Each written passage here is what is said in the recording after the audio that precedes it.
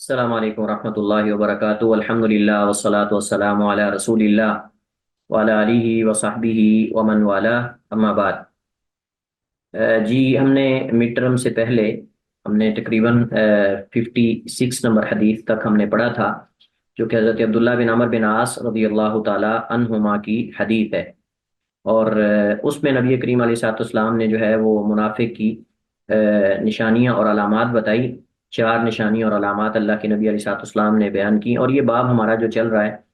یہ باب کبیرہ گناہوں اور نفاق کی علامات اور نشانیوں کے بارے میں یہ باب ہے۔ تو ہمارے پاس جو حدیث ہے جس کو آج ہم پڑھیں گے اور جہاں سے ہم آج شروع کریں گے ہمارا لیکچر، وہ عبداللہ ابن عمر رضی اللہ تعالیٰ عنہما کی حدیث ہے۔ وہ بیان کرتے ہیں کہ رسول اللہ صلی اللہ علیہ وآلہ وسلم نے فرمایا، مثل المنافقی کالشاة العائرة بین الغنمین تعیر الی ہذہ مرۃ و الی ہذہ مرۃ، کہ مثال منافق کی اس بکری کی طرح ہے، العائرہ جو کہ نر کی تلاش میں ایک دوسرے ریوڑ کی طرف، یعنی دو ریوڑوں کے درمیان وہ یعنی دوڑتی ہے یا پھرتی ہے یا گھومتی ہے، کبھی اس طرف اور کبھی اس طرف جاتی ہے۔ اور یہ تشبیہ ہے اللہ کے نبی علیہ الصلوۃ والسلام کی طرف سے۔ اصل میں منافق جو ہے، آپ جانتے ہیں کہ وہ یعنی اسلام کا لبادہ اوڑھ کر دل میں کفر چھپائے ہوتا ہے، اور اسلام کو اصل میں نقصان دینے کے لیے اور اسلام میں فساد برپا کرنے کی غرض سے وہ اسلام میں داخل ہوتا ہے۔ تو اس میں پھر صاف ظاہر ہے کہ مصیبتیں برداشت نہیں کر سکتا، وہ آزمائشیں تو برداشت نہیں کر سکتا۔ جب وہ دیکھتے ہیں منافقین، یا دیکھتے تھے کہ اب مسلمانوں کے پاس خوشحالی ہے، مال غنیمت آیا ہے، تو تب وہ اپنے آپ کو اہل ایمان میں شمار کرتے تھے، اور مومن اپنے آپ کو کہتے تھے، مسلمان کہتے تھے اپنے آپ کو، اور مسلمانوں میں شامل ہو جاتے تھے۔ اور جب کوئی جہاد اور غزوے کی باری آتی یا مشکلات اور مصائب آتے تو اس وقت وہ کہتے تھے کہ ہمارا ان سے کوئی تعلق نہیں ہے۔ جنگ کی باری آتی، قتال کی باری آتی، تو کہتے کہ ہمارا ان سے کوئی تعلق ہی نہیں ہے۔ تو یہ اصل میں تشبیہ دی گئی ہے کہ جیسے وہ بکری جو ہے جو نر کی تلاش میں ہوتی ہے، تو وہ نر کی تلاش میں دو بکریوں کے ریوڑوں کے درمیان کبھی ادھر جاتی ہے کبھی ادھر جاتی ہے، بالکل ایسے ہی جو منافق ہے وہ مسلمانوں اور کافروں کے مابین ایسے گھومتا رہتا ہے، جہاں اس کو اس کا مقصد پورا ہوتا ہے، خوشحالی ملتی ہے، وہاں وہ چلا جاتا ہے۔ اگر اہل ایمان اور مسلمانوں کے ساتھ اس کو یعنی اس کا مطلب پورا ہوتا ہے اور اس کی مراد پوری ہوتی ہے تو وہاں چلا جاتا ہے اور چلے جاتے ہیں، اور اگر دوسرے کفار کے ساتھ خوشحالی اور دنیا اور دولت ملتی ہے تو وہاں چلے جاتے ہیں۔ تو جہاں کہیں مصیبت آتی ہے وہ اس گروہ کو چھوڑ دیتے ہیں اور دوسرے کے ساتھ جو ہے وہ مل جاتے ہیں۔ تو یہ منافق کی مثال ہے۔ اللہ کے نبی علیہ الصلوۃ والسلام فرماتے ہیں کہ مثل المنافقی کالشاة العائرۃ، منافق کی مثال اس بکری کی طرح ہے، العائرۃ جو پھرنے والی ہے دو ریوڑوں کے درمیان، بین الغنمین دو بکریوں یعنی بکریوں کے ریوڑوں کے درمیان، تعیر الی ہذہ مرۃ و الی ہذہ مرۃ، وہ یعنی نر کی تلاش میں کبھی اس طرف جاتی ہے اور کبھی اس طرف جاتی ہے، یعنی کبھی اس گروہ کے ساتھ اس ریوڑ کے ساتھ جاتی ہے نر کی تلاش میں، اور کبھی اس ریوڑ کے پاس آتی ہے نر کی تلاش میں۔ صحیح مسلم کی حدیث ہے۔ تو یہ کنایا ہے منافقین کے لیے، اور مراد یعنی اپنی خواہش اور اپنی جو ان کی آپ سمجھ لیں کہ منشا ہے اس کو پورا کرنے کے لیے وہ مسلمانوں کی جماعت کے ساتھ پورا ہوتا ہو تو اس طرف چلے جاتے ہیں، اور اگر کفار کی جماعت کے ساتھ وہ ان کو مقصد ان کا پورا ہوتا ہو تو اس طرف جو ہے وہ چلے جاتے ہیں۔ تو نبی کریم علیہ الصلوۃ والسلام نے یہاں دو مرئی چیزوں کے ساتھ تشبیہ دی ہے، جو دو مرئی چیزوں کے ساتھ جو ہے وہ اللہ کے نبی علیہ الصلوۃ والسلام نے تشبیہ دی ہے، اور یہ تشبیہ بلیغ ہے نبی کریم علیہ الصلوۃ والسلام کی طرف سے۔ اس کے بعد ہمارے پاس دوسری فصل ہے، اور اس فصل میں طویل حدیث ہے۔ حضرت صفوان بن عسال رضی اللہ تعالی عنہ روایت کرتے ہیں، صفوان بن عسال المرادی الکوفی، اللہ کے نبی علیہ الصلوۃ والسلام کے ساتھ انہوں نے 12 غزوے کیے، اللہ کے نبی علیہ الصلوۃ والسلام کے ساتھ انہوں نے 12 غزوے کیے، اور یہ معروف اور مشہور صحابی ہیں۔ اور یہ بیان کرتے ہیں، کہتے ہیں کہ قال یہودی، ایک یہودی نے کہا لصاحبہ ہی، اپنے ساتھی سے، اذهب بنا الى هذا النبی، ہمارے ساتھ چلو اس نبی کی طرف۔ فقال له صاحبہ، تو اس کے ساتھی نے کہا اسے، لا تقل نبی، نبی نہ کہو، لا تقل نبی، نبی نہ کہو، انہ لو سمعک لکان له 4 اعین، کیونکہ اگر اس نے آپ کو سن لیا، یعنی نبی کہتے ہوئے، تو صاف ظاہر ہے کہ دشمن سے کوئی تعریف جب آدمی سنتا ہے تو اس کو خوشی ہوتی ہے، تو اس کی مراد اور مقصود یہ تھا کہ اگر اللہ کے نبی علیہ الصلوۃ والسلام نے اس کی زبان سے یہ سن لیا کہ مجھے یہودی نبی کہہ رہا ہے تو اس سے وہ خوش ہو جائیں گے. تو اگر وہ آپ کو سن لیں کہ آپ انہیں کہہ رہے ہیں کہ آپ نبی ہیں، یعنی نبی علیہ الصلوۃ والسلام، لو سمع کا، اگر وہ سن لے آپ کو، لکان لہو، تو ہوں گے اس کے لیے اربع اعین، چار آنکھیں. چار آنکھیں جو ہیں وہ ان کے لیے ہو جائیں گی. یعنی ہم کہتے ہیں نا کہ اس کے تو جو ہے وہ پر لگ گئے ہیں، جیسے ہمارے یہاں کہتے ہیں نا اس کے تو پر لگ گئے ہیں، یعنی وہ اڑنے لگ گیا ہے خوشحالی دیکھ کر اور فلاں چیز دیکھ کر. تو یہ یہودی نبی علیہ الصلوۃ والسلام کے بارے میں یہ بات کر رہے ہیں کہ اس کے لیے تو چار آنکھیں ہو جائیں گی. مطلب یہ ہے کہ وہ بہت زیادہ اس سے خوش ہوں گے. یہ کنایا ہے، یہ جو ہے وہ کنایا ہے کہ وہ آپ کی یہ بات سن کر، تعریف سن کر جو ہے وہ بہت زیادہ خوش ہو جائیں گے، یعنی خوشی سے اور مسرت سے. فَأَتَيَا، تو وہ دونوں آئے رسول اللہ، اللہ کے نبی علیہ الصلوۃ والسلام کے پاس. یہ عطا سے عطیہ تثنیہ ہے، عطا سے عطیہ تثنیہ ہے. وہ دونوں آئے رسول اللہ، اللہ کے نبی علیہ الصلوۃ والسلام کے پاس. فسألہ، تو انہوں نے آ کر سوال کیا اللہ کے نبی علیہ الصلوۃ والسلام سے. سوال کرنے والا صاحب ظاہر ہے کہ ایک ہے، تو اس وجہ سے مفرد لایا گیا ہے. تو اس نے سوال کیا ان تسع آیات بینات، ان 9 واضح نشانیوں کے بارے میں. تسع 9 کو کہتے ہیں، اشارہ 10 کو کہتے ہیں، اور تسع 9 کو کہتے ہیں. اور یہ قاعدہ ہے، اور یہ قاعدہ ہے کہ 3 سے لے کر 9 تک جو عدد ہے وہ معدود کے الٹ آتا ہے. یہ قاعدہ ہے کہ 3 سے لے کر 9 تک جو عدد ہے وہ معدود کے برعکس یعنی الٹ آتا ہے. اگر معدود مؤنث ہو تو عدد مذکر آئے گا، اور اگر معدود جو ہے وہ مذکر ہو تو عدد مؤنث آئے گا. یہاں آیات، آیت ان کی جمع ہے تو آیت مؤنث ہے. علامت تانیث آخر میں تائے مربوطہ آ رہی نا، تو یہ تائے مربوطہ علامت تانیث ہے جو بتا رہی ہے کہ یہ اصل میں مؤنث ہے، تانیث کی علامت ہے. تو پھر ہم کہیں گے تسعی، اور اگر یہ ہوتا مذکر تو پھر ہم کہتے تسعہ، یعنی گول تا کے ساتھ تسعتم. تو چونکہ یہ جو معدود ہے یعنی جس چیز کو گنا جا رہا ہے وہ مؤنث ہے آیا، تو اس کا عدد جو ہے وہ مذکر آئے گا، اس کا عدد مذکر آئے گا. جیسے ثلاثت اقلام، اربعۃ اقلام، قلم چونکہ مذکر ہے اس وجہ سے ہم ثلاثت اربعۃ، اس طرح ثلاثت طالب اربعۃ ثلاثت طلاب اربعۃ طلاب خمسۃ طلاب، اس طرح کر کے. اور طالبات جب آئے گا تو ہم کہیں گے ثلاث طالبات اربع طالبات خمس طالبات، اس طرح کر کے. تو یہ اسی کی طرح ہے. یہ قاعدہ ہے عدد معدود کے قواعد میں سے. فسالہ عن تسع آیات بینات، تو اس نے آ کر نبی کریم علیہ الصلوۃ والسلام سے ان 3 واضح 9 واضح نشانیوں کے بارے میں اللہ کے نبی علیہ الصلوۃ والسلام سے پوچھا، یعنی وہ ظاہر اور واضح علامات اور نشانیاں. جی، اور یہ 9 نشانیاں یہ وہ معجزات ہیں جو اللہ سبحانہ و تعالیٰ نے جو ہے وہ موسیٰ علیہ الصلوۃ والسلام کو دیے تھے، اور اللہ تعالیٰ نے قرآن کریم میں ان کو ذکر کیا ہے. اللہ سبحانہ و تعالیٰ نے قرآن کریم میں ان کو ذکر کیا ہے. وَلَقَدْ آتَيْنَا مُوسَىٰ 9 آیات بینات. یہ اصل میں انہوں نے نبی علیہ الصلوۃ والسلام سے جو ہے وہ سوال کیا تھا.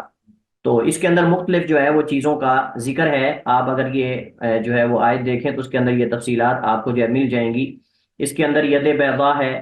اسی طرح عصا ہے، طوفان ہے، جراد ہے، قمل ہے، وفادے ہے، دم ہے، اور اسی طرح جو ہے وہ قید سالی ہے، اور پھلوں کی کمی، اور پھلوں کی کمی ہے. یہ 9 چیزیں ہیں ٹوٹل جو اللہ سبحانہ و تعالیٰ نے موسیٰ علیہ الصلوۃ والسلام کو بطور آیات بینات نشانیاں جو ہے وہ دے کر بھیجی تھی. تو یہ ان کی مراد تھی. اس کے بارے میں جو ہے وہ ان کا اصل میں سوال تھا. فقال رسول اللہ، تو اللہ کے نبی علیہ الصلوۃ والسلام نے فرمایا لا تشرکوا باللہ شیئا، یعنی یہ جملہ معترضہ ہے. اللہ کے نبی علیہ الصلوۃ والسلام سے انہوں نے سوال کیا، آپ نے ان کو یہ جواب دے دیا، اور آپ نے پھر موقع سے فائدہ اٹھاتے ہوئے ان کو ساتھ دعوت بھی دی. اللہ کے نبی علیہ الصلوۃ والسلام نے موقع سے فائدہ اٹھاتے ہوئے ساتھ ان کو دعوت بھی دی، اور آپ نے فرمایا لا تشرکوا باللہ شیئا، اللہ کے ساتھ کسی کو شریک نہ بناؤ. ولا تسرقوا ولا تزنوا، چوری نہ کرو، زنا نہ کرو. ولا تقتلوا النفس التي حرم اللہ، اور نہ اس جان کو قتل کرو جسے اللہ تعالیٰ نے، جس کا قتل اللہ نے حرام کیا ہے. الا بالحق، سوائے حق کے، یعنی جہاں قتل کرنا بنتا ہو یعنی شریعت کے نقطہ نظر سے وہاں قتل کیا جائے گا، جیسے قصاص، اور شادی شدہ اگر کوئی زنا کرتا ہے تو اس کو رجم کیا جائے گا. ولا تمشوا الى ذی سلطان، اور نہ تم چلو کسی یعنی قاضی یا کسی با اختیار آدمی کے پاس، اسے لے کر جاؤ. اصل میں نہ تم کسی کو لے کر جاؤ کسی قاضی یا کسی با اختیار آدمی کے پاس، لیقتلہ، تاکہ وہ اسے قتل کر دی، یعنی حاکم کے پاس، جس کے پاس سلطہ ہو، جس کے پاس پاور اور طاقت ہو، اس کے پاس آپ لے کر نہ جاؤ تاکہ اسے قتل کر دے، یعنی خود قتل کرنا بھی یہ گناہ ہے اور کبیرہ گناہوں میں سے، اور کسی کے پاس، بادشاہ کے پاس لے کے جانا کسی کو ناحق اور قتل کروانا، یہ بھی حقیقت میں جو ہے وہ کبیرہ گناہوں میں سے۔ ولا تسحروا، اور نہ تم جو ہے وہ جادو کرو، اسی طرح ولا تاکلوا الربا، نہ سود کھاؤ، ولا تقذفوا محصنۃ، اور نہ تم کسی پاک دامنہ عورت پر زنا کی تہمت اور الزام لگاؤ۔ قذف جو ہے پھینکنے کو کہتے ہیں، قذف جو ہے وہ پھینکنے کو کہتے ہیں، تو چونکہ اس کے اندر آدمی ویسے ہی زبان سے بات ڈال دیتا ہے، اس کو پھینک دیتا ہے دوسرے پر، حقیقت میں جو ہے اس نے وہ کام نہیں کیا ہوتا، تو اس مناسبت سے جو یہ الزام اور تہمت لگاتا ہے کسی پاک دامنہ عورت پر یا پاک دامن مرد پر، تو اس کی سزا حد قذف ہے، جو کہ 80 کوڑے ہیں، جو کہ 80 کوڑے ہیں شریعت کے اندر۔ اور یہ 80 کوڑے جو ہے وہ صرف اسی کو لگائے جائیں گے جو کسی کو یعنی زنا کا الزام دیتا ہے، یا پھر کسی کو حرام کا قرار دیتا ہے، یعنی کنایتن یا سری، یا سری سری طور پر، یا کنایتن یعنی واضح طور پر کہہ دے کہ اس نے زنا کیا ہے، یا پھر یہ ہے کہ وہ کہہ دے کہ یہ مطلب حرام کا بچہ ہے، اس کا مطلب اس کی ماں کو الزام دے رہا ہے وہ، تو یہ بھی ضمن میں آئے گا۔ اور اگر ویسے کوئی کسی کی طرف کوئی جھوٹ منسوب کرتا ہے، یا کسی اوپر کوئی اور الزام لگاتا ہے زنا وغیرہ کے علاوہ، تو اس کو تعزیری سزا دی جائے گی، اس پر حد نہیں ہے، اس کو تعزیری سزا دی جائے گی، اس پر حد نہیں ہے۔ ولا تولوا للفرار یوم الزحف، اور نہ تم پھرو،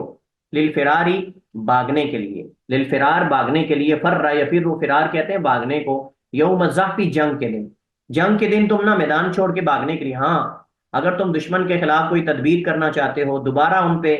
یعنی پیچھے سے حملہ کرنا چاہتے ہو، یا دوبارہ اور یعنی لشکر لے کر اور زیادہ مدد لے کر تم آنا چاہتے ہو، تو پھر ٹھیک ہے، اس صورت کے اندر تو ہو سکتا ہے، لیکن تم ڈر سے دشمن کے بھاگ جاؤ میدان جنگ چھوڑ کر، تو یہ جائز نہیں ہے، اور یہ کبیرہ گناہوں میں سے جو ہے وہ ایک آپ سمجھ لیں کہ گناہ ہے۔ وعلیکم خاصتاً، اور تمہارے اوپر خصوصاً،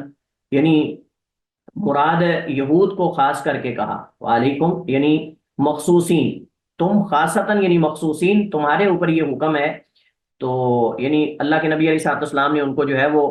مخصوص یہ حکم جو ہے وہ دیا، فرمایا کہ اللہ تعتدوا فی السبت، کہ تم ہفتے کے دن جو ہے وہ زیادتی نہ کرو، حد سے تجاوز نہ کرو، یعنی اللہ سبحانہ و تعالیٰ نے جو تمہارے اوپر جو ہے وہ حرام کیا ہے اس دن، ہفتے کے دن کو شکار کرنا اور دیگر کام کرنا، یعنی جو بھی ان کے اوپر یہ منع کیا گیا تھا اس سے تم باز رہو اور روک کے رہو۔ قال، راوی کہتے ہیں فقبل یدیہ ورجلیہ، ان دونوں نے نبی علیہ الصلوۃ والسلام کے دونوں ہاتھوں کو بوسہ دیا، اور بوسہ لیا ہاتھوں کا اور آپ کے دونوں قدموں کا، وقالا، اور دونوں نے کہا نشہد، ہم اس بات کی شہادت دیتے ہیں، انک نبی، کہ آپ نبی، انک نبی، کہ آپ جو ہے وہ نبی ہیں۔ قالا، تو آپ نے فرمایا فما یمنعکم ان تتبعونی، تو کون سی چیز رکاوٹ ہے تمہارے لیے، یا کون سی چیز تمہیں روکتی ہے اس بات سے کہ تم میری اتباع کر لو، یعنی ویسے تو تم بڑی تعریف کر رہے ہو، اور لیکن تم اگر میری پیروی کر لو تو اس میں معنی کیا ہے، اس میں رکاوٹ کیا ہے، یعنی تم میری نبوت کو تسلیم کر لو، اور آپ زبان سے اقرار بھی کر رہے ہو، لیکن آپ کلمہ پڑھ کے مسلمان ہو جاؤ۔ قالا، تو ان دونوں نے کہا ان داؤد علیہ السلام، بے شک داؤد علیہ السلام نے دعا ربہ، اپنے رب سے دعا کی تھی، اللہ یزال من ذریتہ نبی، کہ ہمیشہ رہے ان کی ذریت اور اولاد میں نبی، وَإِنَّا نَخَافُ، اور ہم اس بات سے ڈرتے ہیں، ان تبعنا کا، اگر ہم آپ کی پیروی کر لیں، ان یقتلنا الیہود، کہ یہود کہیں ہمیں قتل نہ کر دیں، یہود جو ہے وہ کہیں ہمیں قتل نہ کر دیں۔ یہ اصل میں ان کی طرف سے ایک ہیلا تھا، یہ اصل میں ان کی طرف سے جو ہے وہ ایک ہیلا، اور آپ سمجھ لیں کہ ایک ہتھکنڈا تھا نبی علیہ الصلوۃ والسلام کی نبوت کو تسلیم کرنے سے بچنے کے لیے، وگرنہ یہ جھوٹ بول رہے تھے، وگرنہ یہ جھوٹ بول رہے تھے۔ داؤد علیہ الصلوۃ والسلام نے تو ایسی کوئی دعا نہیں کی، داؤد علیہ الصلوۃ والسلام نے تو ایسی کوئی دعا نہیں کی کہ یہ امید لگا کے بیٹھے رہیں کہ ابھی ایک اور نبی آنا ہے داؤد علیہ الصلوۃ والسلام کی اولاد میں سے، تو ہم اس کی پیروی کریں گے اور وہ ہمارا نبی ہوگا، اور یہ گویا کہ عرب کا نبی ہے، وہ یہ سمجھ رہے تھے اصل میں حقیقت میں، تو یہ جو ہے وہ درست نہیں ہے۔ ترمذی اور ابو داؤد نسائی وغیرہ میں روایت ہے، حدیث اصل میں ضعیف ہے، حدیث جو ہے اصل میں ضعیف ہے، اور اس میں عبداللہ ابن سلمہ المرادی راوی ہے جو ضعیف ہے، عبداللہ ابن سلمہ المرادی راوی ہے جو ضعیف ہے، اور اس وجہ سے مزید ہم اس پہ بحث نہیں کریں گے۔ بہرحال اس کے اندر مختلف مسائل جو ہے وہ بیان ہوئے ہیں۔ سب سے پہلے تو یہ ہے کہ یہود اللہ کے نبی علیہ الصلوۃ والسلام کو دل سے، یعنی آپ سمجھ لیں کہ پہچانتے تھے، اور وہ یہ بھی مانتے تھے کہ یہ اللہ کے نبی ہیں، لیکن حسد میں آ کر وہ یہ سمجھتے تھے کہ یہ اولاد اسماعیل سے کیوں آئے ہیں، اولاد اسحاق سے کیوں نہیں آئے۔ تو اس وجہ سے وہ نبی کریم علیہ الصلوۃ والسلام کی نبوت اور رسالت کو یعنی ماننے سے وہ پیچھے ہٹ رہے تھے۔ تو یہ حسد کی وجہ سے، حسد من عند انفسہم، حسد من عند انفسہم، اپنی طرف سے حسد کی وجہ سے، اصل میں نفسوں کے ان کے اندر جو بغض اور حسد تھا نبی کائنات علیہ الصلوۃ والسلام کے بارے میں، اس وجہ سے وہ نبی علیہ الصلوۃ والسلام کو تسلیم نہیں کر سکے۔ باقی یہ حدیث جو ہے اس کی سند ضعیف ہے، اور یہ واقعہ جو ہے وہ اس طرح اس انداز سے ثابت نہیں ہے، اس وجہ سے مزید ہم اس پہ بات نہیں کریں گے، ہم اگلی حدیث کی طرف منتقل ہوتے ہیں۔ حضرت انس بن مالک رضی اللہ تعالیٰ عنہ سے روایت ہے، فرماتے ہیں نبی کریم علیہ الصلوۃ والسلام نے فرمایا ثلاث من اصل الایمان، تین چیزیں ایمان کی اصل میں سے ہیں، تین چیزیں ایمان کی اصل میں سے ہیں، ان میں سے ایک الکفہ، رک جانا، امن اس سے، قال لا الہ الا اللہ، یعنی اس کو کسی قسم کی تکلیف نہ دینا، قتل نہ کرنا، اس کے مال اور جان اور عزت کو یعنی اس کی حفاظت کرنا، اور اس پہ کسی قسم کا حملہ نہ کرنا، یہ اصل مقصود ہے الکفہ سے۔ کفہ ویسے تو مانا اس کا اصل تو رکنا ہوتا ہے، لیکن کس چیز سے رکنا؟ اس کو قتل کرنے سے، اس کو جو ہے وہ کسی قسم کا نقصان پہنچانے سے، اور اس کا عزت اور مال وغیرہ اس پہ حملہ کرنے سے رکنا۔ وہ شخص جس نے کہا لا الہ الا اللہ، تو نبی کریم علیہ الصلوۃ والسلام نے فرمایا لا تکفرہ بذنب ولا تخرجہ من الاسلام، نہ تو اس کی تکفیر کر کسی گناہ کی وجہ سے، یعنی اگر کوئی کلمہ گو مسلمان ہے تو اس کی کسی گناہ کی وجہ سے تکفیر نہ کرو، ولا تخرجہ من الاسلام، نہ اس کو اسلام سے خارج کر دو، بعمل، کسی عمل کی وجہ سے۔ یعنی ایک تو یہ ہے کہ اس نے کوئی گناہ کر لیا، آپ اس گناہ کے کرنے کی وجہ سے اس کی تکفیر نہ کرو، اور اگر اس نے کوئی عمل جو ہے وہ چھوڑ دیا ہے تو اس کے عمل کے چھوڑنے کی وجہ سے بھی آپ اس کی جو ہے وہ تکفیر نہ کرو، یعنی کسی کام کی وجہ سے یا پھر کسی گناہ کی وجہ سے۔ والجہاد ماض، اور جہاد جو ہے وہ جاری رہنے والا ہے، منذ بعثنی اللہ، اس دن سے جس سے اللہ تعالیٰ نے مجھے مبعوث کیا، جس دن سے، الی ان یقاتل آخر هذه الامہ، اس دن تک کہ جس دن تک اس امت کا آخری شخص جو ہے وہ دجال سے قتال کرے گا، لا یبطلہ جور جائر، نہیں باطل کرے گا اس جہاد کو کوئی ظلم کرنے والے کا ظلم، ولا عدل عادل، نہ کسی عدل کرنے والے کی عدالت اسے جو ہے وہ آپ سمجھ لیں کہ کر سکتی ہے، باطل کر سکتی ہے۔ والایمان بالاقدار، اور اسی طرح جو اللہ سبحانہ و تعالیٰ کی طرف سے تقدیر ہے اس پر ایمان لانا، یہ بھی حقیقت میں جو ہے وہ مطلوب ہے، یہ حقیقت میں مطلوب ہے، یعنی اصل ایمان میں سے ہے، اس کا تعلق پیچھے ہے۔ ثلاث من اصل ایمان، ایک الکف، امن قال لا الہ الا اللہ، اور دوسرا جو ہے والجہاد ماض منذ بعثنی اللہ، اور اسی طرح یعنی جہاد، اور تیسرا جو ہے وہ کیا ہے؟ الایمان بالاقدار، الایمان بالاقدار یعنی تقدیر پر ایمان لانا، وہ تقدیر جو ہے وہ اچھی ہو یا تقدیر بری ہو۔ اس حدیث سے پتہ چلتا ہے کہ مومن کی تکفیر نہیں کرنی چاہیے کسی گناہ کی وجہ سے، نہ تو ترک عمل کی وجہ سے، اور نہ ہی ارتکاب خطا کی وجہ سے، یعنی اگر وہ کسی خطا اور غلطی کا ارتکاب کرتا ہے تب بھی اس کی تکفیر نہ کی جائے، اور اگر وہ کوئی واجب چھوڑ دیتا ہے تو اس واجب کے چھوڑنے پر بھی اس کی تکفیر نہ کی جائے، اللہ کے کتاب و سنت سے اس کی دلیل مل جائے، اللہ کے کتاب و سنت سے اس کی واضح اور صاف جو ہے وہ دلیل مل جائے۔ تو اس حدیث سے یہ پتہ چلتا ہے کہ دجال موجود ہے اور دجال حق ہے، اور وہ قرب قیامت آئے گا اور اس کے خلاف مسلمان قتال اور جہاد کریں گے، لیکن اس حدیث کی سند بھی ضعیف ہے، اس حدیث کی سند بھی ضعیف ہے۔ اس حدیث میں یزید بن ابی نشبہ ہے جو کہ مجہول ہے، یزید بن ابی نشبہ جو حضرت انس سے روایت کرنے والا تابعی ہے وہ مجہول ہے، اس وجہ سے حدیث کی سند اس کی بھی ضعیف ہے۔ وہاں نبی ہریرہ، ابو ہریرہ رضی اللہ تعالیٰ عنہ سے روایت ہے، فرماتے ہیں نبی کریم علیہ الصلوۃ والسلام نے فرمایا اذا زنى العبد خرج منه الایمان، جب بندہ زنا کرتا ہے تو اسے ایمان خارج ہو جاتا ہے، یعنی اصل ایمان نہیں بلکہ کامل ایمان،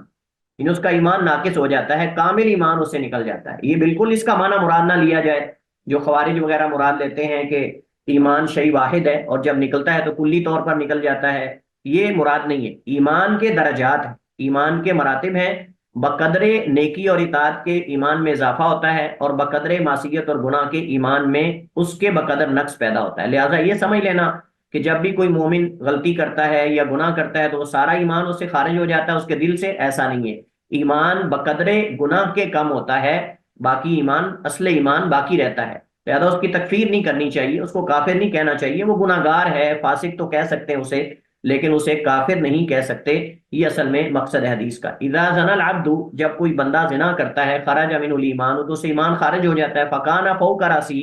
تو وہ ہو جاتا ہے اس کے سر کے اوپر، کا ذلتی، ایک یعنی آپ سمجھ لیں کہ بادل کے ٹکڑے کی طرح، ایک بادل کے ٹکڑے کی طرح یا ایک سائبان کی طرح اس کے اوپر ہو جاتا ہے۔ فَإِذَا خَرَجَ مِنْ ذَلِكَ فَإِذَا خَرَجَ، پس جب وہ نکل جاتا ہے، مِنْ ذَلِكَ الْعَمَلِ، اس عمل سے، یعنی وہ توبہ کر لیتا ہے، رجوع کر لیتا ہے، رجع الیہ الایمان، تو اس کی طرف ایمان واپس آ جاتا ہے، مطلب کامل ایمان، یہ مقصود ہے۔ توبہ سے بھی ایمان بڑھتا ہے، جیسے استغفار کرنے سے، ذکر کرنے سے اور صدقہ وغیرہ کرنے سے ایمان بڑھتا ہے، ویسے توبہ کرنے سے بھی ایمان بڑھتا ہے۔ اور توبہ جو ہے نا، یہ صرف یہ نہیں ہے کہ آپ ہم نے گناہ کیا اس پہ ہم توبہ کریں، توبہ ہمیں عموماً کرنا چاہیے۔ اللہ سبحانہ و تعالیٰ سے نبی کریم علیہ الصلوۃ والسلام نے ہمیں یہ طریقہ سکھایا ہے، کیونکہ کچھ گناہ ایسے ہوتے ہیں جو ظاہری ہوتے ہیں، کچھ گناہ ایسے ہوتے ہیں جو باطنی ہوتے ہیں، ہم ان سے واقف نہیں ہوتے، اور وہ اللہ سبحانہ و تعالیٰ ہی جانتا ہے۔ بسا اوقات ہم اپنے گناہوں سے آگاہ ہوتے ہیں، بسا اوقات ہم لا علمی کے اندر کچھ گناہ اور غلطیاں کر جاتے ہیں، ہمیں ان کا احساس نہیں ہوتا، لیکن اللہ سبحانہ و تعالیٰ جو ہے وہ ان سے واقف ہوتا ہے، اور وہ اللہ سبحانہ و تعالیٰ جو ہے اس کے علم میں ہوتے ہیں۔ اس وجہ سے ہمیں اپنا گناہ یاد ہوں یا نہ یاد ہوں، ہمیں توبہ وقتاً فوقتاً کرتے رہنا چاہیے۔ توبہ استغفار یہ مومن کا اس کی زندگی کا لازم حصہ ہونا چاہیے، تاکہ اگر اس کی وفات ہو تو وہ اس حال میں فوت ہو کہ اللہ سبحانہ و تعالیٰ سے وہ اپنے گناہوں کی بخشش اور معافی جو ہے وہ مانگنے والا ہو۔ اور یہ حدیث رد ہے اصل میں معتزلہ پر، یہ حدیث جو ہے رد ہے معتزلہ پر، جو یعنی آپ سمجھ لیں کہ سمجھتے ہیں کہ ایمان جو ہے وہ کلی طور پہ خارج ہو جاتا ہے، اسی طرح خوارج وغیرہ جو سمجھتے ہیں کہ ایمان جو ہے وہ کلی طور پر خارج ہو جاتا ہے۔ اچھا جی، اس کے بعد ہمارے پاس تیسری فصل ہے، حضرت معاذ بن جبل رضی اللہ تعالی عنہ کی حدیث ہے، وہ بیان کرتے ہیں، اوصانی رسول اللہ صلی اللہ علیہ وسلم، وصیت کی مجھے اللہ کے نبی علیہ الصلوۃ والسلام نے، بعشر کلمات، 10 کلمات، یعنی اللہ کے نبی علیہ السلام نے 10 چیزیں اور 10 کلمات مجھے بتائے۔ ان میں سب سے پہلا، لا تشرک باللہ شیئا، اللہ کے ساتھ کسی کو شریک نہ بناؤ، وَإِن قُتِلْتَ وَحُرِّقْتَ، اگرچہ آپ کو قتل کر دیا جائے، اگرچہ آپ کو جلا دیا جائے۔ یہ حدیث بھی اصل میں ضعیف ہے، اس میں کلام ہے، انقطاع ہے، اس وجہ سے ہم اس وقت سے ترجمہ کریں گے، مزید اس کی وضاحت تفصیلات میں نہیں جائیں گے۔ تو کہتے ہیں کہ نبی علیہ الصلوۃ والسلام نے فرمایا، وَإِن قُتِلْتَ وَحُرِّقْتَ، اگرچہ آپ کو قتل کر دیا جائے اور آپ کو جلا دیا جائے۔ یہ مسئلہ اصول فقہ کے اندر آپ انشاءاللہ پڑھیں گے، عزیمت اور رخصت کا مسئلہ، کہ کیا عزیمت اختیار کرنا افضل ہے یا رخصت، یعنی اگر جان جانے کا خطرہ ہو تو کلمہ کفر کہنے کی اجازت دی ہے اللہ سبحانہ و تعالیٰ نے، جیسے قرآن کریم میں الا من اکرہ وقلبہ مطمئن بالایمان، یعنی جس کو مجبور کر دیا جائے اور اس کا دل ایمان سے معمور اور ایمان سے بھرپور ہو اور مطمئن ہو ایمان پر، تو وہ زبان سے کلمہ کفر کہہ سکتا ہے اپنی جان بچانے کے لیے، جیسے آل یاسر کے بارے میں نبی کریم علیہ السلام نے ان کو اجازت دی تھی کہ آپ مجھے برا بھلا کہہ لیا کرو، اگر کفار مشرکین آپ کو مجبور کرتے ہیں، اگر آپ سے اس کہنے سے اذیت اور آپ کی تکلیفیں کم ہوتی ہیں تو آپ مجھے برا بھلا کہہ لیا کریں، جب آپ کا دل کے اندر ایمان ہے تو آپ یہ، اس وقت یہ آیت نازل ہوئی تھی کہ الا من اکرہ وقلبہ مطمئن بالایمان۔ تو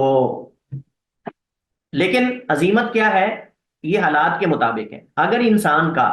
باوجود اپنی جان قربان کرنے کے دین پر استقامت اختیار کرنا، کلمہ توحید پر ڈٹے رہنا، اگر اس میں فائدہ ہو تو پھر اس کو اپنی جان قربان کر دینی چاہیے،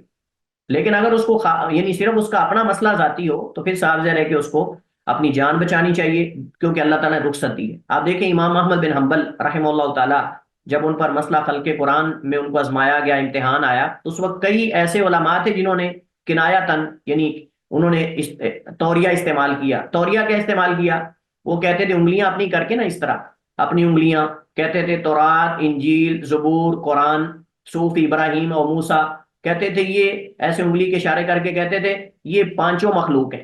اور مراد اپنی انگلیاں لیتے تھے، مراد اپنی انگلیاں لیتے تھے، یعنی وہ توریہ استعمال کر کے اپنی جان بچا گئے۔ لیکن امام صاحب کو کسی نے کہا کہ تم بھی اس طرح کر لو جیسے باقیوں نے کہا، انگلی پر تورات، انجیل، زبور، قرآن اور صحف ابراہیم و موسیٰ، یہ 5 مخلوق ہیں، یعنی انگلیاں،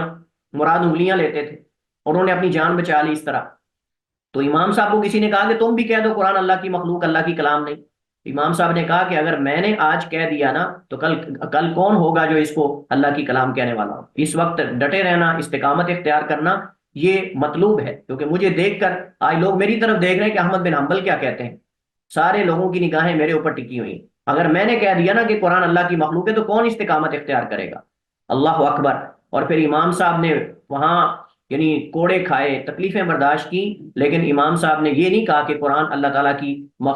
مخلوق ہے، بلکہ کہا قرآن اللہ کی کلام ہے۔ اور اس وجہ سے امام صاحب کا جہاں نام آتا ہے وہاں ان کو کیا کہا جاتا ہے؟ امام اہل سنہ۔ کیا کہا جاتا ہے؟ امام، حالانکہ باقی بھی سارے اہل سنہ کے امام ہیں، لیکن امام صاحب کے نام کے ساتھ اکثر آپ دیکھیں گے امام اہل سنہ۔ کیوں امام اہل سنہ؟ یعنی اس وقت انہوں نے استقامت اختیار کی مسئلہ خلق قرآن کے اندر، قرآن کریم اللہ کی کلام ہے اس مسئلے پر، کہ جب کئی علماء، کئی بڑے بڑے جو ہے وہ ڈول گئے تھے، ڈگمگا گئے تھے، ان کے ایمان جو ہے وہ کانپ گئے تھے، لیکن یہ استقامت اختیار کی انہوں نے اور ڈٹے رہے۔ اور پھر ان کے جنازے کے اندر کتنے لوگ شریک ہوئے، دیکھنے والے تھے۔ علماء کہتے ہیں امام احمد بن حنبل رحمہ اللہ تعالیٰ سے بڑا جنازہ ہم نے تاریخ میں کبھی نہیں دیکھا۔ تو کہتے ہیں کہ اللہ کے نبی نے فرمایا اگرچہ آپ کو جلا دیا جائے اور قتل کر دیا جائے، وَلَا تَعُقَّنَّ وَالِدَيْكَ، کبھی اپنے والدین کی نافرمانی نہ کرنا، ان کو اذیت و تکلیف نہ دینا، وَإِنْ أَمَرَاكَ، اور اگرچہ وہ تجھے حکم دے دیں، أَن تَخْرُجَ مِنْ أَهْلِكَ وَمَالِكَ، کہ وہ اپنے اہل و عیال سے نکل جائیں، اپنے مال کو چھوڑ کر نکل جائیں، تو پھر بھی آپ نکل جائیں۔ وَإِنْ أَمَرَاكَ، اگرچہ آپ کو حکم دیں کہ تم نکل جاؤ اپنے اہل سے، اپنے مال سے، وَلَا تَتْرُكَنَّ صَلَاةً مَكْتُوبَةً، اور ہرگز بھی فرضی نماز کبھی نہ چھوڑنا۔ صلاتن یہ مفعول ہے تترکنا کا، اور مکتوبتن اس کی صفت ہے، یعنی کبھی بھی تم فرض نماز نہ چھوڑنا، متعمدن قصدن، جان بوجھ کر۔ ہاں اگر بھول جائیں یا سوئے رہ جائیں تو یہ ایک الگ مسئلہ ہے جو آپ کتاب الصلاح کے اندر انشاءاللہ نمازوں کی قضاء کے حوالے سے پڑھیں گے۔ نبی صلی اللہ علیہ وسلم نے فرمایا کہ من نام عن الصلاۃ او نسیھا فلیصلیھا اذا ذکرھا، کہ جو تم میں سے نماز سے سو جائے، اس کو جب یاد آئے یا وہ بیدار ہو تو فوراً نماز پڑھ لے۔ لیکن اس کا مطلب یہ ہرگز نہیں ہے کہ وہ ایسے وسائل اختیار نہ کرے جو نماز کے لیے بیدار کرنے والے ہیں، یا وہ جان بوجھ کر نماز سے پہلے سو جائے۔ نہیں، اس میں دیکھا جائے گا کہ اس کا قصور ہے کہ نہیں۔ اگر اس کا قصور نہیں ہے تو پھر اس پر اس کا مواخذہ نہیں ہوگا، لیکن اگر اس کا قصور ہے، قصور کیسے ہے؟ رات کو ایسے ہی جاگتا رہتا ہے بلا وجہ، سوتا ہی نہیں ہے، دنیاوی معاملات کے اندر مصروف رہتا ہے، گپیں آنکھتا رہتا ہے دوستوں کے ساتھ، اور فجر سے پہلے جب ٹائم ہونے لگتا ہے تو سو جاتا ہے۔ اب صاحب ظاہر ہے یہ نیند تو اللہ کے ہاں عذر نہیں نا، جس نیند کے اندر انسان جان بوجھ کر یعنی سبب بنے نماز سے رہنے کا۔ ایک بندہ سوتا ہے، الارم صبح 7-8 بجے کا لگاتا ہے، وہ اذان کا، نماز کا الارم ہی نہیں لگاتا۔ اس پر تو علماء نے، بعض علماء نے تکفیر کی ہے، کہتے ہیں کہ جو بندہ جان بوجھ کر 8-9 بجے کا الارم لگاتا ہے اور وہ فجر کی نماز کا نہیں لگاتا، تو یہ بندہ ابن باز اور کئی علماء کا موقف یہ کافر ہو جائے گا جو جان بوجھ کر اس طرح کر رہا ہے۔ تو بہرحال یہ مسئلہ بڑا حساس ہے۔ فرمایا فَإِنَّ مَن تَرَكَ صَلَاةً مَكْتُوبَةً مُتَعَمِّدَةً، کہ متعمدن جس کسی نے بھی فرض نماز کو جان بوجھ کر چھوڑا، فقط بریت منہ ذمۃ اللہ، اس سے اللہ کا ذمہ بری ہو گیا۔ یعنی اللہ تعالیٰ کا ذمہ مراد یعنی اس کے خون، مال، جان وغیرہ کی حفاظت، یا پھر اس سے مراد جو اللہ تعالیٰ نے عہد اور وعدہ کیا ہے کہ جو فجر کی نماز جماعت کے ساتھ پڑھتا ہے وہ اللہ کے ذمے اور اللہ کے عہد میں ہے کہ اللہ تعالیٰ اس کی حفاظت کرے۔ اور ہم نے آپ نے حدیث پڑھی ہوگی، آگے کتاب الصلاح میں آئے گی کہ فلا یغفرن احدکم فی ذمتہ، تو اللہ تعالیٰ کے عہد و ذمے میں کسی قسم کی خیانت نہ کرو۔ مطلب یہ ہے کہ اس بندے کو تکلیف نہ دو جو فجر کی نماز پڑھ کے گیا ہے۔ ہو سکتا ہے کہ اللہ تعالیٰ تمہیں جو ہے وہ اس کو تکلیف دینے کی وجہ سے تمہارا کوئی نقصان ہو جائے یا اللہ تعالیٰ کا کوئی عذاب آ جائے۔ ولا تشربن خمرا، نہ شراب پینا،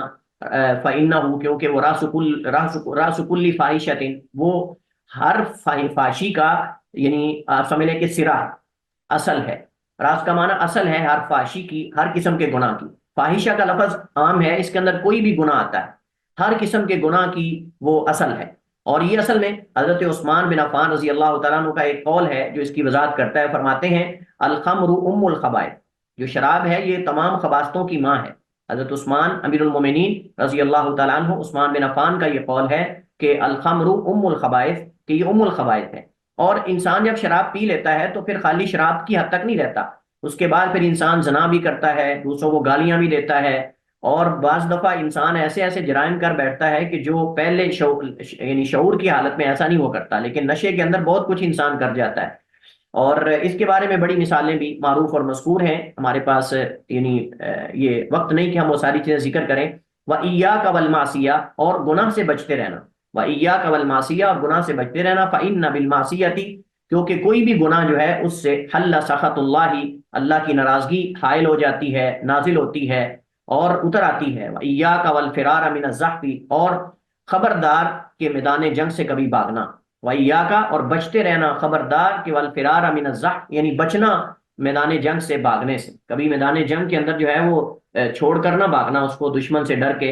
فرمایا کہ وَإِنْ هَلَكَ النَّاسُ، اگرچہ آپ کو نظر آ رہا ہو کہ لوگ ہلاک ہو رہے ہیں، لوگ شہید ہو رہے ہیں، آپ کے سامنے لوگ مر رہے ہیں، وَإِذَا أَصَابَ النَّاسُ مَوْتٌ، اور جب لوگوں کو موت پہنچے، وَأَنْتَ فِيهِمْ، اور تم ان میں ہو، فَثْبُتْ، تو ڈٹے رہو، ثابت رہو، وَأَنْفِقْ عَلَىٰ عِيَالِكَ، اور اپنے اہل و عیال پہ خرچ کرو، مِن طُولِكَ، اپنے جو زائد مال اللہ نے آپ کو دیا ہے اس میں سے آپ جو ہے وہ ان پہ خرچ کرو، اس میں سے آپ ان پہ خرچ کرو، یعنی بعض علماء نے کا زائد مال، بعض علماء نے کا افضل مال، جو اللہ نے آپ کو افضل مال دیا ہے اس میں سے آپ خرچ کرو، لیکن مقصود یہاں وہی ہے کہ جو آپ کا مال، یعنی جو اللہ نے آپ کو دیا ہے اس میں سے آپ اپنے اہل و عیال پہ خرچ کرو، ولا ترفع عنہم عصاک ادبا، اور اپنے ادب کی لاٹھی ان سے نہ اٹھاؤ، اور اپنے ادب کی لاٹھی ان سے ہرگز نہ اٹھانا، واخفقہم فی اللہ، اور ان کو واخفہم فی اللہ، اور ان کو اللہ کے بارے میں ڈراتے رہو، اور ان کو اللہ کے بارے میں ڈراتے رہو۔ یہ حدیث جو ہے اس میں انقطاع ہے، عبد الرحمن بن جبیر اور معاذ بن جبل کے درمیان انقطاع ہے، لہذا حدیث کی سند جو ہے وہ ضعیف ہے، لیکن اس حدیث کے اصول ثابت ہیں، اس حدیث کا معنی صحیح ہے، دیگر حدیث اس کی تائید کرتی ہیں، اور یہ مختلف حدیث کو جوڑ کر سمجھ لیں کہ آپ یہ حدیث ایک بنائی گئی ہے یا ایک حدیث ہے، باقی یہ اور بھی احادیث کے اندر الگ الگ بھی مسائل ہم پیچھے پڑھ چکے ہیں اور آگے بھی آئیں گے، اور بھی دیگر حدیث کے اندر تو مسائل یہ ثابت ہیں، لیکن حدیث اس طرح اس سیاق کے ساتھ یا اس ترتیب کے ساتھ جو ہے وہ صحیح سند کے ساتھ اللہ کے نبی علیہ الصلوۃ والسلام سے ثابت نہیں ہے۔ اس حدیث کے اندر کئی ایک احکام اور مسائل ثابت ہوتے ہیں۔ سب سے پہلے تو دین اسلام پر استقامت اختیار کرنا، اور توحید کو پکڑنا مضبوطی سے، اور شرک سے اپنے آپ کو بچانا، اور اسی طرح والدین کی فرما برداری، اگرچہ وہ گھر سے بھی نکال دیں تو بھی۔ اسی طرح اس حدیث کے اندر فرض نماز کی پابندی کی تلقین کی گئی ہے، اور اسی طرح شراب پینے سے اور ہر قسم کے گناہ سے منع کیا گیا، کیونکہ گناہ سے اللہ کی ناراضگی حائل ہو جاتی ہے، اور جب اللہ کی ناراضگی اترتی ہے تو اس وقت پھر انسان جو ہے دنیا اور آخرت میں کسی میں بھی کامیاب اور سعادت مند نہیں ہو سکتا۔ اپنے گھر پہ جو سرپرست اور سربراہ ہے اس کو چاہیے کہ وہ ادب کی لاٹھی نہ اٹھائے، یعنی مطلب یہ کہ ہمیشہ ان پر ادب کی لاٹھی کو مسلط کر کے رکھے، اور اس کا مطلب یہ ہرگز نہیں ہے کہ ڈنڈے برساتا رہے، یہ ہرگز اس کا معنی نہیں ہے، بلکہ اس کا معنی یہ ہے کہ جب ڈانٹ ڈپٹ کی ضرورت ہو، حتیٰ کہ اگر اولاد کو یعنی ضرورت کے وقت مارنے کی ضرورت ہو تو ان کو مارنا بھی چاہیے، تادیباً ان کو سزا دی جا سکتی ہے، لیکن وہ تادیباً ہونی چاہیے، وہ اس قدر نہیں ہونی چاہیے کہ جیسے غلام و لونڈیوں کو جاہلیت میں لوگ مارتے تھے، تو اس وجہ سے ساتھ ادباً کہا ہے، ادب کی لاٹھی۔ تو مراد جہاں خالی کلام اثر کرتی ہو وہاں خالی گفتگو کرنی چاہیے، جہاں سخت کلام سے کام بن جاتا ہو وہاں سخت کلام کر لینی چاہیے اولاد کے ساتھ اور متحد لوگوں کے ساتھ، اور مطلب سخت سے مراد یہ نہیں کہ برا بلا ان کو کہا جائے، مطلب تھوڑا ڈانٹ کر، اور اگر ڈانٹ بھی کام نہ دے تو پھر اگر ضرورت ہو تو بچوں کو معمولی سا تادیباً مارا بھی جا سکتا ہے، اور یہ مقصود ہے، لیکن حدیث کی سند اس میں کلام ہے جیسا کہ میں نے پہلے ذکر کیا ہے۔ اس کے بعد ہمارے پاس اگلی حدیث حذیفہ بن یمان رضی اللہ تعالیٰ عنہما، اللہ کے نبی کے رازداں، ان کی حدیث ہے، فرماتے ہیں انما النفاق کان علی عہد رسول اللہ، نفاق یعنی جو اعتقادی نفاق ہے یہ اللہ کے نبی علیہ الصلوۃ والسلام کے زمانے میں تھا، فاما اليوم، تو آج، فانما هو الکفر او الایمان، تو یا کفر ہے یا پھر ایمان ہے، وہ نفاق جو ہے اس دور کا وہ موجود نہیں ہے۔ اصل میں حضرت حذیفہ بن یمان اپنے زمانے کی بات کر رہے ہیں کہ جب یعنی مسلمانوں کے اندر بھی فرقے بن چکے تھے، گمراہ لوگ اور اہل بدعت وہ نکل چکے تھے، اور بدعات ایجاد ہو چکی تھیں، مسلمان سیاسی طور پر کمزور ہو چکے تھے، مسلمان سیاسی طور پر کمزور ہو چکے تھے، اور آپ سمجھ لیں کہ مختلف فرقے جو ہیں وہ مسلمانوں کے اندر پیدا ہو چکے تھے۔ حضرت حذیفہ بن یمان اس دور کی بات کر رہے ہیں کہ جب اسلام کی شان و شوکت اور اسلام کی طاقت اور قوت اس طرح نہیں تھی جیسے نبی کریم علیہ الصلوۃ والسلام کے زمانے کے اندر یا خلفائے راشدین کے زمانے کے اندر تھی، اس وجہ سے وہ بیان فرما رہے ہیں، کہتے ہیں کہ نبی کریم علیہ الصلوۃ والسلام کے زمانے کے اندر جو ہے وہ نفاق اعتقادی جو ہے وہ تھا، لیکن اب یا کفر ہے یا پھر ایمان ہے، یعنی کوئی ایسا شخص نہیں آپ کو ملے گا کہ جو اس طرح نفاق ہو، لیکن یہ حضرت حذیفہ رضی اللہ عنہ اپنے زمانے کی بات کر رہے ہیں یا پھر وہ اپنے علم کے مطابق یہ بات کر رہے ہیں۔ صحیح بات یہ ہے کہ اس زمانے کے اندر بھی ایسے منافق موجود ہیں جو اس دور کے منافقین کا یعنی طرز عمل اپنا رہے ہیں، اور اس دور کے منافقین کے کام سر انجام دے رہے ہیں، جیسے میں نے ماضی میں آپ کے سامنے ذکر کیا تھا کہ اس دور کے اندر جو رافضہ ہیں، رافضہ سے مراد جو غالی شیعہ ہیں وہ، اور اسی طرح قادیانی، یہ اس دور کے منافقین کا عمل سر انجام دے ہیں، یعنی جس قدر وہ مسلمانوں کو خفیہ طریقے سے نقصان پہنچاتے تھے اسی طرح یہ کام سر انجام دے رہے ہیں۔ اور اسی طرح جھوٹ اور یہ ساری علامات جو ہیں یہ آپ کو ان دو گروہوں کے اندر نظر آئیں گی، اگرچہ یہ اپنے آپ کو مسلمانوں کی طرف اور اسلام کی طرف جو ہے وہ منسوب کرنے والے ہیں، لیکن آپ اگر غور سے، یہ میں آپ کو صرف یہ ایسے دعویٰ نہیں کر رہا، میں آپ کو یہ بتا رہا ہوں کہ اگر آپ ان کی حالات زندگی پہ غور کریں تو آپ کو یہ نظر آئے گا ان کے اندر کہ نبی کریم علیہ الصلوۃ والسلام نے جو منافقین کی نشانیاں بتائی ہیں وہ ساری کی ساری ان کے اندر پائی جاتی ہیں۔ اذا خاصم فجر، جب وہ لڑائی کرے تو اس وقت فسق و فجور پہ آ جاتا ہے، گالم گلوچ پہ آ جاتا ہے، یہ آپ کو ان کے اندر جو ہے وہ چیز نظر آئے گی۔ ہمارے پاس جو ہے اگلا باب ہے باب فی الوسوسہ، یہ باب ہے وسوسے کے بارے میں۔ وسوسہ یوسوسو وسوستن، یہ مصدر ہے، وسوسہ یوسوسو وسوستن یہ مصدر ہے، اور اس سے مراد جو نفس کی بات ہوتی ہے، نفس کے اندر جو خیالات پیدا ہوتے ہیں، انسان کے نفس کے اندر جو خواطر اور خیالات پیدا ہوتے ہیں جو انسان کو یا تو گناہ کی طرف یا پھر جو ہے وہ انسان کو گھٹیا اعمال کی طرف جو ہے وہ دعوت دیتے ہیں، اس کو وسوسہ کہتے ہیں، اس کو وسوسہ کہتے ہیں۔ اور اگر یہی خیالات اور اگر یہی جو تصورات ہیں اگر یہ اچھے ہوں تو پھر ان کو وسوسہ نہیں کہیں گے، بلکہ پھر یہ خصائل حمیدہ میں سے ہوں گے، اور یہ آپ سمجھ لیں کہ ایک اچھی فکر اور ایک اچھی سوچ ہوگی۔ لیکن وسوسہ تب ان کو کہا جائے گا جب یہ انسان کو گناہوں کی طرف بلانے والے ہوں، انسان کو گھٹیا اعمال کی طرف، اور جو مذموم اور قابل مذمت حرکات اور اعمال ہیں جب ان کی طرف بلانے والے ہوں تو اس وقت ان کو وسوسہ کہتے ہیں۔ یعنی انسانی دل کی، نفس کی وہ بات یا وہ خیالات جو برائی اور گناہ کی طرف ابھارنے والے ہوں ان کو کہتے ہیں وسوسہ، ان کو کیا کہتے ہیں؟ وسوسہ۔ اور یہ وسوسات جو ہیں یہ در حقیقت شیطان کی طرف سے ہوتے ہیں، یہ وسوسات شیاطین کی طرف سے ہوتے ہیں، اور اللہ سبحانہ و تعالیٰ ان وسوسات پر انسان کا مواخذہ نہیں کرتا، انسان کی پکڑ نہیں کرتا۔ ہاں جب انسان ان وسوسات کی طرف دھیان دیتا ہے، توجہ دیتا ہے، تو اس وقت پھر یہ وسوسات کثیر تعداد میں آتے ہیں اور بکثرت آتے ہیں، اور حتیٰ کہ اس انداز سے اور اس کثرت سے آتے ہیں کہ انسان کا بعض دفعہ اپنی جان بچانا اور جان چھڑانا بھی انسان کے لیے مشکل ہو جاتا ہے، انسان کے لیے اپنی جان بچانا اور جان چھڑانا بھی بعض دفعہ مشکل ہو جاتا ہے۔ اس وجہ سے وسوسات سے بچنے کا سب سے پہلا جو آپ سمجھ لیں کہ فارمولہ ہے یا سب سے پہلا جو طریقہ ہے وہ کیا ہے کہ انسان ہمیشہ مثبت سوچے، ہمیشہ مثبت سوچے، مثبت سوچ اپنے اندر پیدا کرے، سب سے پہلی بات تو یہ ہے۔ دوسری بات یہ ہے کہ انسان کثرت سے قرآن کی تلاوت کرے، اللہ کا ذکر کرے۔ تیسری بات یہ ہے کہ اللہ سبحانہ و تعالیٰ سے کثرت سے جو ہے وہ شیطان سے جو ہے وہ اللہ کی پناہ مانگے، شیطان سے اللہ تعالیٰ کی پناہ میں آئے اور اللہ تعالیٰ کی پناہ مانگے، اعوذ باللہ پڑھے کثرت سے، اور ان وسوسات کو نظر انداز کرنے کی کوشش کرے، ان وسوسات اور ان خیالات کو نظر انداز کرنے کی کوشش کرے، یعنی ان کو اگنور کرتا رہے۔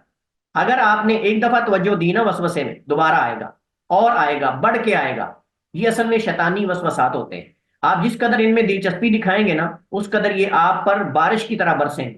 اور اگر آپ ایک دفعہ آپ کو وسوسہ آیا، آپ نے اس کو اگنور کر دیا، آپ نے اس کو نظر انداز کر دیا، تو آپ دیکھ لیں اس کا علاج یہ ہے کہ وہ آپ کو ختم ہو جائے گا، ٹھیک ہے۔ اور اس کے ساتھ ساتھ نبی علیہ السلام نے فرمایا کہ اگر کسی کو وسوسہ آئے تو اعوذ باللہ پڑھ کے، خصوصاً نماز کے اندر اعوذ باللہ پڑھ کے اپنی بائیں جانب تھوکے۔ بائیں جانب تھوکنے کا مطلب تھو تھو کرے، یہ نہیں ہے کہ وہ دوسرے بائیں والے آدمی کا کندھا بھر دے یا اس کے سر پہ تھو تھو کر دے، یعنی وہ ایسے یعنی بغیر اپنا لعاب نکالے یا بغیر تھوک نکالے، صرف وہ تھو تھو کرے، مطلب یہ تھوکنے کا، اعوذ باللہ پڑھے 3 دفعہ اور وہ یہ ایسا عمل کرے، لیکن یہ نہیں کہ بائیں والے کو بھر دے، ایسا نہیں۔ اچھا، یہ وسوسات جو ہے یہ بہت بڑی بیماری ہے، خصوصاً نماز اور طہارت کے مسئلے کے اندر یہ پیدا ہوتے ہیں۔ شیاطین طہارت کے اندر شبہات پیدا کرنے کا ایک الگ شیطان ہے، نماز کے اندر وسوسات پیدا کرنے کا ایک الگ شیطان ہے۔ ایک خنزب ہے اور ایک ولہان ہے، ایک ولہان ہے اور ایک خنزب ہے، جس کا کام ہی طہارت کے مسئلے کے اندر مومن کے اندر خیالات وسوسے پیدا کرنا، یا پھر جو ہے وہ نماز کے اندر آ کر وسوسات اور خیالات پیدا کرنا، تاکہ وہ ان وسوسات میں لگا رہے اور وہ اللہ کے ذکر سے جو نماز میں کرنا ہے اسے غافل ہو جائے۔ یہ شیطان چاہتا ہے کہ وہ انسان جو ہے وہ اللہ کے ذکر سے غافل ہو کر وسوسات اور ان چیزوں کے اندر انسان پڑ جائے۔ اور وہ جیسے حدیث کے اندر آتا ہے نا، نبی کریم علیہ الصلوۃ والسلام سیدہ عائشہ رضی اللہ عنہا نے پوچھا، یاتی سالت النبی صلی اللہ علیہ وسلم نے اختلاس، میں نے اللہ کے نبی سے اختلاس کے بارے میں پوچھا، اچکنے کے بارے میں، تو اللہ کے نبی صلی اللہ علیہ وسلم نے فرمایا انما ہوا اختلاس یعنی وہ اختلاس ہے، یختلس الشیطان من صلاۃ العبد، جس سے شیطان بندے کی نماز سے اچک لیتا ہے، یعنی وہ انسان کو وسوسات میں ڈال کر اس کے نماز کے اجر کو ضائع کرنے کی کوشش کرتا ہے، جتنا کم ہو جائے یہ اس کی جستجو اور اس کی کوشش ہوتی ہے۔ اس وجہ سے ہمیں اگر نماز کے اندر یا طہارت کے مسئلے کے اندر اس طرح کے وسوسات آئیں تو ہمیں اصل پر باقی رہنا چاہیے۔ اصل کیا ہے کہ آپ نہیں بھولے، اصل یہ ہے کہ آپ نے طہارت حاصل کر لی ہے، اللہ کہ آپ کو یقین ہو جائے کہ آپ نے نہیں کی۔ الیقین لا یزول بشک، یقین خالی شک کی بنیاد پہ زائل نہیں ہوتا، نہ اس کو ہمیں چھوڑنا چاہیے، بلکہ یقین جو ہے وہ اپنی جگہ برقرار رہتا ہے۔ ٹھیک ہے، یہ قاعدہ اور یہ ضابطہ ہے۔ نبی کریم علیہ الصلوۃ والسلام کی حدیث، حضرت ابو ہریرہ کی پہلی حدیث ہے، وہ بیان کرتے ہیں کہ نبی کریم علیہ الصلوۃ والسلام نے فرمایا ان اللہ، بے شک اللہ سبحانہ و تعالیٰ نے تجاوز، درگزر فرمایا ہے، تجاوز کیا ہے، ان امتی میری امت سے، ماں اس چیز کو وسوست بھی صدورھا، جو خیالات ان کے سینوں میں پیدا ہوتے ہیں، ما لم تعمل بھی او تتکلم، جب تک میری امت اس پر عمل نہ کر لے یا اس کے کلام نہ کر لے۔ اس سے پتہ چلتا ہے کہ ہمارے دل میں جو وسوسات اور خیالات آتے ہیں ان پر ہمارا مواخذہ کب ہوگا؟ جب ہم رد عمل دکھائیں گے، جب ہم اس پہ عمل کر لیں یا کلام کر لیں۔ یعنی ایک بندے کے دل کے اندر کوئی خیال کسی کے بارے میں آیا، اس کو آپ جب تک وہ خیال ہی خیال ہے تو اس کو خیال رہنے دیں۔ اگر آپ نے زبان سے اس بندے کے بارے میں وہ بات کر دی جو آپ کے دل میں آ رہی تھی، مثلا آپ کہتے ہیں یار یہ اس وجہ سے کر رہا، اس نے یہ ایسا کیا ہوگا، اچھا، تو وہ گناہ بن جائے گا۔ ہاں، دل کے اندر اگر خیال آ رہا ہے تو اس کو چھوڑیں آپ، لیکن اگر آپ اس خیال پر رد عمل دکھاتے ہیں، آپ پیش رفت کرتے ہیں، تو اس پر پھر مواخذہ ہوگا۔ مثال کے طور پر نبی کریم علیہ الصلوۃ والسلام نے فرمایا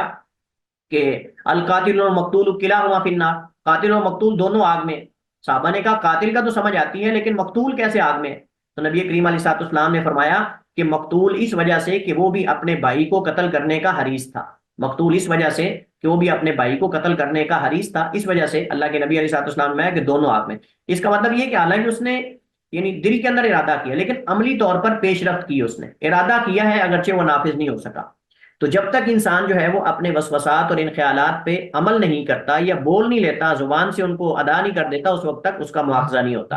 اور صحابہ نے، آگے حدیث آ رہی انشاءاللہ ہم دیکھیں گے کہ صحابہ نے اللہ کے نبی کے سامنے یہ شکوہ کیا، اللہ کے رسول ہمارے دل کے اندر بڑے عظیم بڑے بڑے خیالات آتے ہیں، اگر ہم ان کو زبان سے بیان کر دیں تو یہ تو ہم یعنی ایسے لگتا ہے جیسے ہم نعوذ باللہ کفر نہ کر دیں، یعنی بڑی شدید ہمیں اس پہ ڈر لگتا ہے۔ نبی یہی اصل میں صریح ایمان ہے، یا آگے والی حدیث یہی ہے، آگے والی یہی حدیث ہے۔ وانو اور ابو ہریرہ سے روایتیں فرماتے ہیں جاء الناس، آئے کچھ لوگ من اصحاب رسول اللہ، اللہ کے نبی علیہ السلام کے صحابہ میں سے، الی النبی، نبی علیہ السلام کی طرف، فسالوہ، انہوں نے آپ سے سوال کیا، انا نجد فی انفسنا، بے شک ہم اپنے نفسوں میں ایسی چیزیں پاتے ہیں، ما یتعاظم احدنا، جسے بڑا جانتا ہے ہم میں سے کوئی ایک اس بات سے کہ وہ کلام کرے، اس کو یعنی زبان پہ لائے، ہم اس کو زبان پہ لانا بھی گوارا نہیں کرتے، بہت عظیم گناہ سمجھتے ہیں۔ قالا، تو آپ نے فرمایا، آوا قد وجدتم، کیا جب یہ خیالات تمہارے نفس میں آتے ہیں تم ان کو عظیم بڑا گناہ سمجھتے ہو؟ انہوں نے کہا کہ ہاں اللہ کے رسول، ہمیں تو بڑے عظیم اور بہت باری گناہ نظر آتے ہیں یہ۔ فرمایا ذاک صریح الایمان، یہی اصل میں صریح اور واضح ایمان ہے، یہی اصل میں صریح اور واضح ایمان ہے۔ مطلب یہ ہے کہ اگر تم ان وسوسات کے آتے ہوئے تم ان کے کلام کرنے سے ڈرتے اور انہیں عظیم گناہ سمجھتے ہو تو یہ اصل میں صریح ایمان ہے، کیونکہ جس کے دل کے اندر ایمان نہ ہو وہ ایسی باتوں کو زبان پہ لے آتا ہے، اس پہ عمل کر لیتا ہے، لیکن مومن وہ ہے جس کے اندر ایسے خیالات جو کبھی اور گناہوں کی طرف ابھارنے والے ہوں ان کو زبان پر نہ لائے یا عملی طور پہ پریکٹیکلی طور پہ ان پہ عمل نہ کرے، تو یہ اصل میں ایمان کی حرارت کی دلیل ہے اور ایمان کے مضبوط ہونے اور ایمان کے نفس اور دل کے اندر موجود ہونے کی سب سے بڑی جو ہے وہ دلیل ہے۔ تو اس حدیث سے ہمیں کیا پتہ چلتا ہے؟ اس حدیث سے ہمیں یہ پتہ چلتا ہے کہ